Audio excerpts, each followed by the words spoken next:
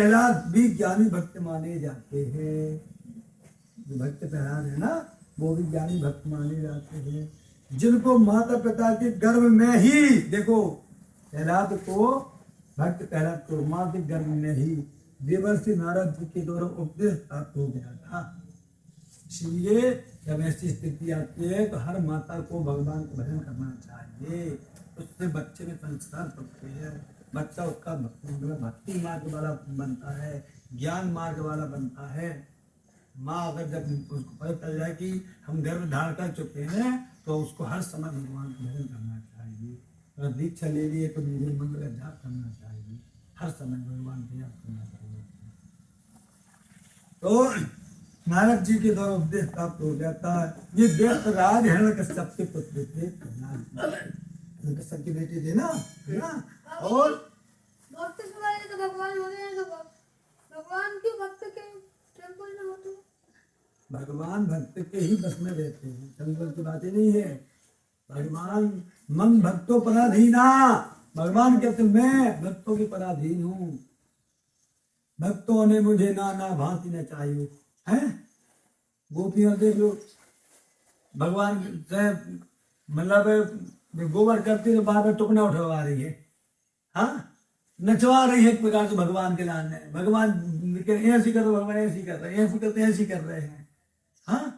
भक्त भक्त जैसे कहते भगवान की वैसी करते हैं, भक्त भगवान करते, भगवान भक्त के अधीन है, भगवान स्वतंत्र नहीं है, भक्त के अधीन। भक्त ने जैसा आदेश दिया भगवान वैसा करते हैं। तो हिरण्यकश्यप के पुत्र थे। हिरण्यकश्यप भगवान से द्वेष रखता था, भगवान विष्णु से नफरत करता था हिरण्यकश्यप। और ये भगवान के भक्त थे, कौन? उनके बेटे प्रहलाद। इससे हिरण्यकश्यप ने इन्हें बहुत तेज सताया, बहुत सताया। इसको भक्त प्रहलाद। देखो भक्त प्रहलाद से हमें ये शिक्षा मिलती है कि हमारी भक्ति में कितनी हमें दृढ़ता रखनी चाहिए। कोई कितना भी हमें परेशान करे, हमें अपनी भक्ति से पीछे नहीं होना। भक्त प्रहलाद से हमें शिक्षा मिल रही। हाँ देखो कैसे कैसे सताया, सांपों से डसाया, सोचो अब। और एक सांप नहीं, कुआं में सांप, एक प्रकार से कुआं में फेंक दिया उसको। भक्त प्रहलाद को 1000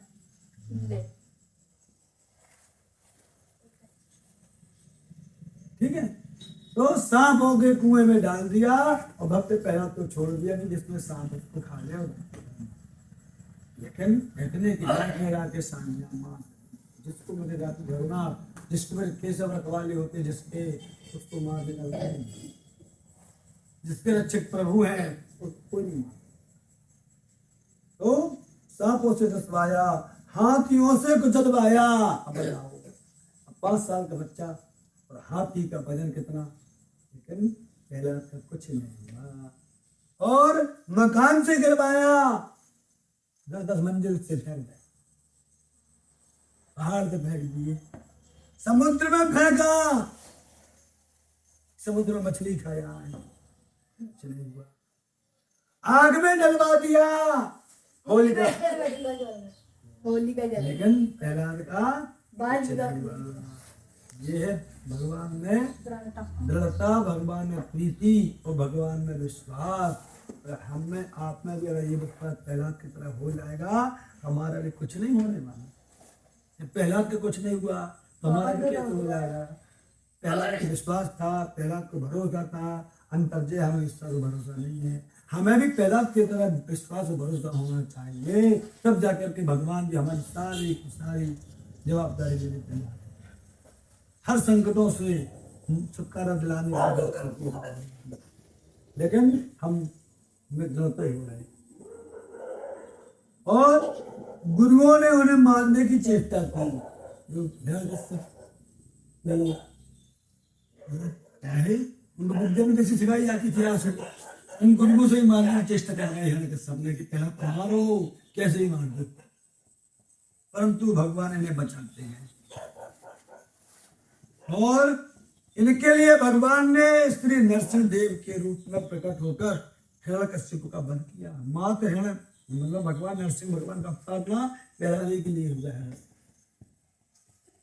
भक्त प्रहलाद के लिए ही हिरण्यकश्यप का वध करने के लिए भगवान नरसिंह रूप में आए। उसी के लिए पुरुषोत्तम महीना बनाया गया है। सबसे पहले मैं बर्मा में रहे 12 महीने में तभी ना मर 13वां महीना में का और किसी भी भय से ना डरना तो प्रहलाद की ज्ञान स्थिति का सूचक है। किसी भी भय से, तो ज्ञानी व्यक्ति ने किसी भी स्थिति में नहीं डरते, ये भक्ति ये ज्ञानी का सूचक ही है। पर गुरुग्रह में इन्होंने बालकपन में ही अपने सहपाठियों को जो दिव्य उपदेश दिया है उससे भी इनका ज्ञान ही होना सिद्ध हो जाता है। भागवत और विष्णु पुराण में इनकी सुंदर कथा पढ़नी चाहिए, मतलब प्रहलाद जी की भागवत में और विष्णु पुराण में इनकी सुंदर कथा है।